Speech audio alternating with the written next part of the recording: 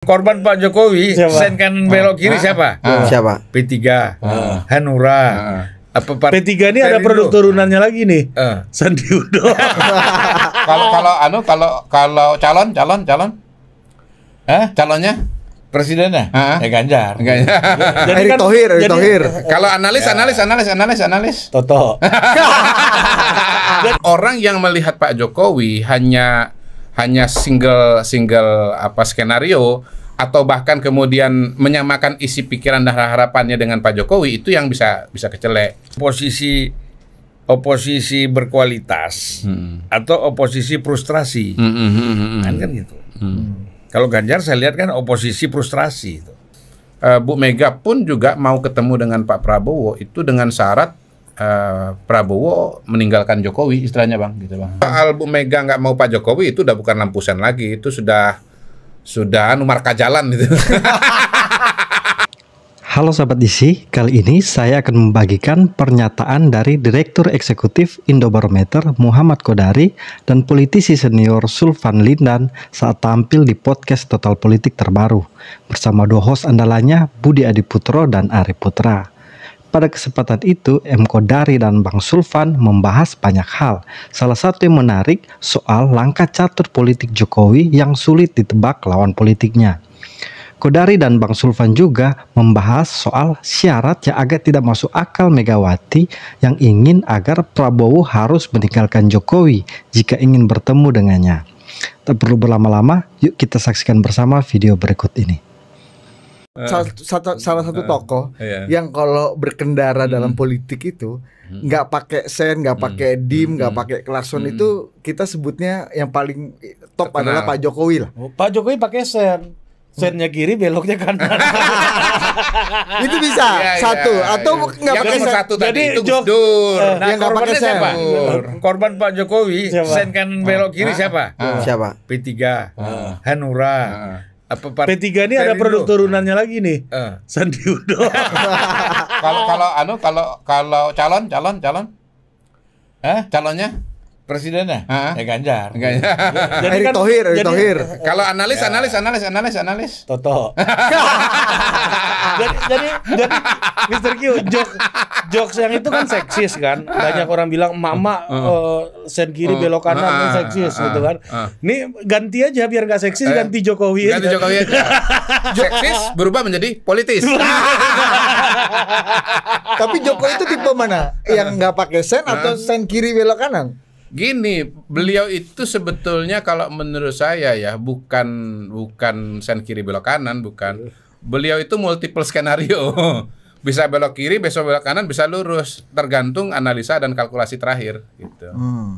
Sangat dinamis ya. Sangat dinamis ya. Terus orang yang melihat Pak Jokowi hanya single skenario atau bahkan kemudian menyamakan isi pikiran dan harapannya dengan Pak Jokowi, itu yang bisa kecelek gitu loh. Kalau misalnya harapan dia adalah kepada X gitu, lalu kemudian dia berpikir bahwa itu maunya Pak Jokowi, ya dia kecelek karena Pak Jokowi kan bisa aja maunya Y atau maunya Z gitu. Tapi kan gini Mr. Q, di politik ya, dalam kasus Pak Jokowi khususnya gitu ya.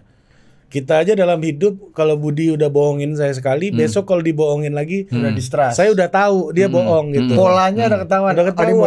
Tapi kalau ini Pak Jokowi ini apa ya? Orang tuh bisa kena berkali-kali. Kenapa itu? Ya karena bukan dibohongi. Orang itu aja yang terlalu naif atau terlalu sederhana cara berpikirnya, kurang advance. Contoh. Jangan lupa, Contoh. Iya itu tadi, bahwa seorang Jokowi pilihannya untuk calon presiden tuh cuma satu gitu loh. Atau misalnya bahkan begini, dia sebetulnya sedang mencerminkan, dia sedang berpikir dengan cara berpikirnya sendiri, dia suruh sendiri bahwa dipikirnya ide dia kepada Jokowi itu satu-satunya gitu. Padahal ada orang lain juga yang datang dengan ide yang lain. Apalagi kalau dia udah lihat Jokowi sambil nunduk sambil nyatet dia ngomong. Suruh sendiri kan. Wah, dia mendengarkan. Itu misalnya kita dipanggil nih berempat gitu kan. Budi udah ngomong, saya udah ngomong, Bang Zulfan udah ngomong, terakhir ada Mr. Q dia ngomong bubar. Budi ini harus berpikir omongannya udah di jejaknya dihapus Mr. Q gitu, harusnya kayak gitu ya. Iya, bukan berempat. Jadi kalau Pak Jokowi itu kan dia punya ketemu 4 orang, itu ketemunya one on one. Jadi ketemu dengan Budi dulu, habis itu Ya, ketemu itu dengan maksudnya. Ari kan gitu kan. Bang Ketemu Zulfan. dengan Bang Zul, lalu ketemu dengan saya misalnya gitu. Tapi seringkali begini sebenarnya, bahkan kita tuh nggak tahu dia ketemu dengan siapa, berapa orang. Nah, dalam situasi sebegitu kita jangan pernah sure sendiri bahwa masukan kita, usulan kita itu adalah yang paling benar dan yang paling akan diikutin. Enggak. Meskipun Pak Jokowi menunjukkan semua gestur Ya. yang bisa membuat kita sur. Ya itu kan apresiasi beliau. Tapi memang Itu beliau paling jago tuh ya. Pak, memang pembawaannya kan begitu. Kami kan waktu makan malam di mana di Kendari kemarin itu di Cafe Bakau itu waktu kunjungan dengan Pak Jokowi itu kan semua kan ada agenda berikutnya. Ini makan malam ada yang nyanyi gitu Bang. Agenda berikutnya Pak kata Pak Mensesnek gitu. Kita udah berdiri kan Pak Mensesnek ngomong kan Pak Jokowinya belum berdiri. Tunggu sebentar lagunya belum selesai. Ya menurut saya sih itu ya memang beliau hatinya halus ya mengapresiasi orang yang lagi nyanyi gitu. Jadi mencatat, ya mungkin idenya menarik gitu. Kemudian memperhatikan, ya memang harus memperhatikan. Tapi kan akan ada masa di mana dia mempertimbangkan semua masukan dan usulan itu diolah dulu. Pak Jokowi itu pakai pendekatan orang baca Quran. Oh gimana tuh Bang? Ya kan belum sadaqallahul azim, jangan pindah dulu dong. Oh iya. Begitu juga nyanyi kan belum Iya, selesai. belum selesai. Mungkin dia sering dengar orang baca Quran. Baru lagi. Ini versi HMI, membaca Jokowi versi HMI, Bang. Iya kan sadaqallahul azim. Nah, baru Pak Jokowi ya udah jalan. Iya betul. Tapi kan tipenya misalnya Pak Jokowi ini ngaji sadaqallahul azimnya udah 30 juz dulu. Gimana maksudnya belum paham saya? Iya ngajinya panjang banget kan orang suruh nunggu sampai habis semua kan. Baru sadaqallahul azim kan. Enggak kan ada tanda-tandanya berhenti itu. Ada tanda-tanda. Satu surat misalnya 200 ayat. Nah, bisa aja di ayat ke-30 dia berhenti. Kan ada tulisan yang huruf itu. Apa namanya itu. Jadi ya memang kan Quran kan ada surah-surahnya. Ya tanda berhentinya ada. Jadi nggak perlu sampai 200 ayat dibaca. Nah, ini artinya sekarang setelah pemilu ini dan di akhir masa jabatannya ini Pak Jokowi akan sadaqallahul azim. Udah menuju sadaqallah Tentu kalau bicara masa jabatan ya selesai. Tetapi kalau bicara Pak Jokowi sebagai tokoh bangsa, kalau saya lebih mengatakan ini harapan ya, harapan kita Pak Jokowi, harapan saya Pak Jokowi tetap menjaga agenda Indonesia Emas, Indonesia Maju, karena Indonesia Emas, Indonesia Maju itu kan tidak mungkin selesai dan memang belum selesai dalam 10 tahun pemerintahannya. Kalau kita bicara timeline Indonesia Maju 2045, berarti masih sekitar 20 tahun lagi. Ya harapannya Pak Jokowi tetap mengawal proses itu. Jangan dilepas, karena kalau dilepas ya pertama tidak akan tercapai. Yang kedua memang taruhannya sangat mahal bagi bangsa Indonesia. Sebelum bicara Indonesia Emas 2045, hemat saya taruhan yang pertama ini adalah soal bonus demografi. Bonus demografi itu kalau nggak salah itu akan mencapai puncak 2030, 2035 gitu ya. Saya aja tuh dikasih dokumen, ini skala mikro itu dikasih dokumen rencana pembangunan jangka panjang kota Palangkaraya gitu kan. Saya sering diskusi dengan wali kota segala macam, saya dikasih dokumennya, saya buka-buka filenya tuh Bang, ternyata sekarang ini pun juga yang dominan itu udah usia 25, 30, 35 gitu sekarang loh. Saya kan lihat ininya piramida penduduknya ya. Lah gimana kalau 5 tahun 10 tahun dari sekarang. Nah pada waktu itu pemerintah kita akan punya PR besar untuk membuka lapangan kerja. Kalau lapangan kerjanya nggak sebanding dengan ledakan produk, bukan ledakan produk, ledakan tenaga kerja. Bonus demografi itu dalam bahasa lainnya ledakan tenaga kerja. Ya mereka yang sudah sekolah, sudah menyelesaikan pendidikan, kan harus masuk lapangan kerja. Kalau nggak ada lapangan kerja, pertama mereka akan menjadi beban bagi mereka yang bekerja. Jadi statusnya akan sama dengan yang sudah pensiun atau masih anak-anak gitu. Yang kedua, mereka akan frustrasi karena mereka generasi produktif, tapi nggak bisa kerja, nggak dapat penghasilan. Yang ketiga, yang lebih parah lagi bisa jadi kriminal, karena orang ya sudah selesai sekolah, terus butuh pendapatan, butuh penghasilan, lalu tidak punya, lalu larinya kemana? Kriminalitas. Tapi jalan pintas. Apa iya Pak Prabowo nggak mampu untuk mengawal itu? Ya, sehingga butuh Pak Jokowi. Ini kan pekerjaan besar yang harus dikerjakan oleh orang-orang yang memang punya komitmen ke sana. Makin banyak orang-orang dan tokoh-tokoh yang mengawal proses itu tentu lebih baik. Itu kata kuncinya. Ya. Jadi lebih banyak yang mengawal, lebih banyak yang menjaga tentu lebih baik. Tentu yang bisa menjaga adalah yang komitmennya itu jelas. Kalau Pak Jokowi kita nggak ragu lagi ya Bang ya. Dia yang pelopornya Indonesia maju kok, Indonesia emas kok. Nggak mungkin tidak mengawal kan. Jadi ya kayak Lee Kuan Yew lah. Lee Kuan Yew mengawal proses pembangunan dan kemajuan Singapura, tidak dia lepaskan karena itu kan pekerjaan atau karya seumur hidup. Oke. Gocotongnya adalah Pak Prabowo. Dan itu adalah taruhan bagi banyak orang gitu. Gocotongnya itu Pak Prabowo gitu. Ya kalau mau dibikin analogi barangkali bisa juga gitu ya. Nah, artinya ada kata kunci. Kita nggak ngomong orang ya, tapi ada keberlanjutan di sana. Kebetulan pada hari ini memang skema yang terjadi di Singapura itu juga mungkin terjadi di Indonesia, di mana setelah Pak Prabowo kan ada peluang bahwa Gibran akan menjadi calon presiden ya. Sebagaimana setelah Goh Chok Tong, maka kemudian Bijili atau Lee Hsien Loong menjadi penerus pembangunan atau kepemimpinan di Singapura. Ya di Malaysia kan juga begitu. Mahathir begitu lama, kemudian dia kan digantikan oleh Abdullah Ahmad Badawi. Dia kan masih ngawal. Iya. Masih mengawal. Dan dia mengharapkan setelah Ahmad Badawi itu kan Najib. Ya kan? Tapi Najib ini tidak mendengar dia. Jalan sendiri. Ya kan? Akhirnya terjebak korupsi dan macam-macam kan gitu, masuk penjara. Nah, untuk Pak Prabowo itu nanti sebagai Goh Chok Tongnya kalau kita anggap gitu ya, atau Badawinya lah ya.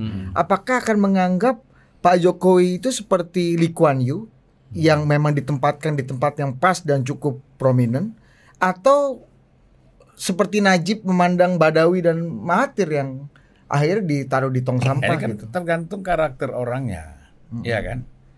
Jadi kalau kita lihat, kalau Prabowo menurut saya ini kan pendekatannya pertemanan, persahabatan. Ini dulu yang paling penting. Ya dia kalau merasa bersahabat dengan Pak Jokowi, pasti orang kan berkonsultasi, bertanya, ingin dibantu oleh sahabat. Itu bukan sekedar kawan biasa. Ya kan? 5 tahun bersama, kemudian banyak hal yang dilakukan. Jadi menurut saya ini sudah bersahabat, ya mudah-mudahan bisa membantu lebih banyak apa yang di program Jokowi dulu dilanjutkan, kemudian Jokowi tahu maksudnya apa bikin sesuatu ini, program ini. Nah tentu kan mereka diskusi. Jangan sampai nanti salah kan, visinya Jokowi ke lurus, ini digeser ke kanan. Itu fungsinya kan menurut saya itu paling bagus tuh seperti itu. Ya. Karena kan bicara keberlanjutan. Beda dengan Anies bicara perubahan misalnya kan. Walaupun pada akhirnya ikut keberlanjutan juga. Oh ya? Gimana? Loh ya kan akhirnya kan kita lihat statement-statementnya kan mulai, kan kalau kita lihat Surya Paloh udah berubah kan berarti ikut. Caimin sudah berubah kan berarti ikut. Nggak ada cerita perubahan. Ya kan, tapi nggak, Anies kan enggak loh Bang. Belum. Ya tapi kalau kalah ya harus ikut lah Bang. Namanya kalah gimana? Mau apa? Enggak lah, kalau Ganjar kan mau oposisi. Nggak sok dong Bang, itu oposisi. Ya kan? Oposisi kan mengawasi keberlanjutan juga. Penting buat sama demokrasi aja, itu Bang. oposisi kan Bang. Ya senang lah dia kalau kita bilang begitu. Kalau saya bilang ini kan oposisi berkualitas atau oposisi frustrasi, kan gitu. Kalau Ganjar saya lihat kan oposisi frustrasi itu. Apa dasarnya apa Bang? Ya dasarnya dia bukan ketua umum partai, ya. Politisi juga tanggung-tanggung. Ini kan tanggung nih. Kalau kita lihat Prabowo misalnya mau oposisi, SBY mau oposisi, Megawati mau oposisi, itu bobotnya lain. Ini Anies mau oposisi, diketawain orang. Ganjar oposisi, lo modalnya apa? Iya kan? Gitu. Kalau istilah saya bukan oposisi frustasi Bang. Oposisi karena no opsi kalau gitu. Iya. Ada dong opsinya kan bisa bergabung, Mr. Q. Enggak diterima juga sih kalau kata saya sih. Pas nih karena minggu ini kan ada Rakernas PD Perjuangan kan. Iya. Mr. Q beberapa waktu lalu udah vonis talak 3 bahkan meskipun surat perceraiannya belum keluar gitu kan dari pengadilan. Iya. Apakah ini akan jadi pengadilan resepsinya gitu, akan pembacaan putusan betul-betul dari majelis hakim ini akan perceraian atau talak 3? Kalau menurut saya sih pernyataan dan putus hubungan PDI dengan Jokowi dengan Prabowo tidak akan keluar, kemungkinan besar ya. Kalau saya jadi PDI saya nggak akan mengeluarkan pernyataan seperti itu, karena memang buat apa lagi, pernyataan-pernyataan itu kan sudah disampaikan secara informal dalam beberapa kesempatan dan oleh para tokoh-tokoh yang ada di PDI Perjuangan, dan bahwasanya kemudian Jokowi tidak diundang itu sudah merupakan talak 3-nya itu. Prabowo diundang nggak? Nah ini menarik juga ya, kita belum dengar juga tuh ceritanya diundang atau tidak. Tapi dugaan saya enggak, karena kayaknya Rakernas kali ini difokuskan menjadi acara internal. Jadi memang tidak mengundang orang-orang atau tokoh-tokoh dari partai yang lain. Dan menurut saya itu juga format untuk memantaskan situasi dan kondisi, tidak ngundang Jokowi, tidak ngundang Prabowo, ya, sehingga ya bahasanya bahasa acara internal gitu. Dan saya melihat pada hari ini memang Bu Mega pun juga mau ketemu dengan Pak Prabowo itu dengan syarat Prabowo meninggalkan Jokowi, istilahnya Bang, gitu Bang.